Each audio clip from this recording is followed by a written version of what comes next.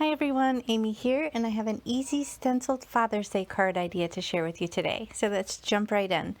Now you can see off to the left, this is a brand spanking new stencil. It's called Mid-Century Geometric. It's part of the fabulous April 2022 release at A Colorful Life Designs. And I gotta say, it might be my favorite of the whole release. So you can see I'm just trying to do some very simple masking here with this Post-it tape. I am working directly on a card base. This is 110-pound cardstock, A2 size. So that's 4 1/4 by 5 1/2. And I decided that there wasn't going to be enough of that gorgeous stencil showing. So I decided to just kind of move it up a little bit on the composition and just mask off a smaller area. And I'm just going to lay that stencil down and use the magnets just to kind of hold it in place while I do some ink blending. So here's a photo of the card that I'm going to make for you today. You can see I did continue on a little bit of the design subtly on the inside.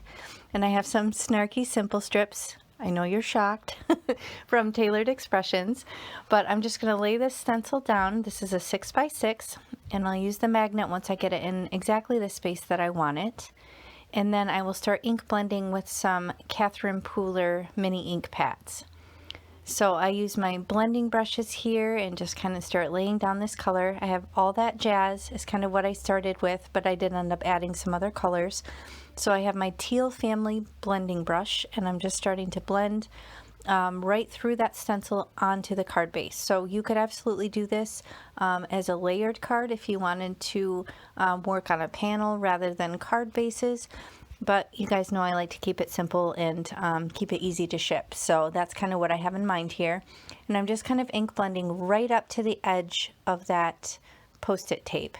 Now that's going to create kind of a nice sharp edge in my design because it's essentially masking off that top left corner of the card base. And then I'm going to come in with this gorgeous yellow color, and then of course where it meets the teal it makes a pretty green color in the center. So I'm just kind of working my way down the composition here. I don't really have a plan in mind. I just kind of grab the stencils and play, and I play with the colors that I'm drawn to, and really that's the fun in it, right? I mean, I know sometimes it's nice to plan things out, but it's not usually my speed. I'm usually just kind of figuring it out as I go. So here I'm going to remove the stencil and show you this gorgeous design, and then I'm going to remove the Post-it tape here and show you this nice sharp edge. Now I really wanted to define the sharp edge even further, so I'm going to lay the Post-it tape back down right along the bottom portion where the ink blending is, and then I'm going to take my navy blue blending brush, or my blue blending brush, and I'm just going to use residual ink that's already on there because I want it to be kind of subtle. I don't want to lay down too much ink here, but I want to kind of create a little bit of a soft ink blended edge on the top of the masking tape now, just to kind of really define that nice sharp edge that I created with the stenciled portion below. So it adds kind of a cool little shadow, if you will, and a little bit more color into the design. So I'm just working from one corner basically to the other, and then I'm going to reveal here how it looks. Isn't that cool? It looks almost like you layered up paper, but it's really just that faux single layer look to the card. So you could turn this vertical orientation or horizontal orientation, but I decided I wanted to kind of give a little bit of a vignetting, if you will, to the edges. It was a little bit too stark white, so I'm just kind of coming in again with that blue blending brush and just coming along the edges. Now I have this The Man, the Myth, the Legend. This is a Tailored Expressions simple strips. They make the stamp, the dies, and also those fabulous storage boxes. Everyone always asks about those. So I decided to make this a Father's Day card, and that green cardstock that I used with the white embossing was a pretty good match to the teal, but I did decide I wanted to change it up a little bit, and you'll see that in a moment. So I'm picking one for the outside and for the inside of the card, and it says Best Farter, and then it's slashed out Father Ever.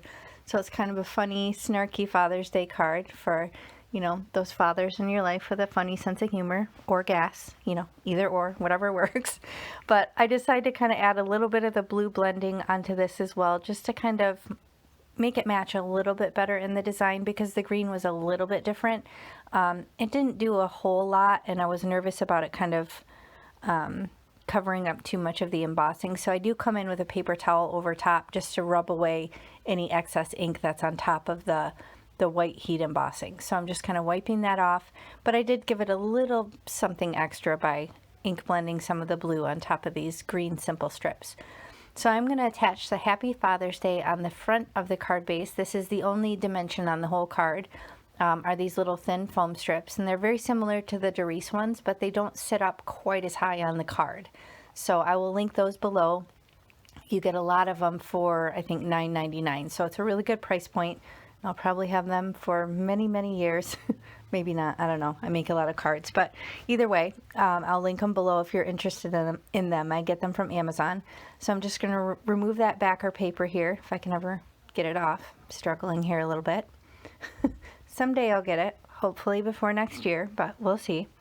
So once I get that off, I will attach it to the card base directly, and I'm going to follow the contour of that ink blending. So it's going to kind of work really well into the design on this diagonal.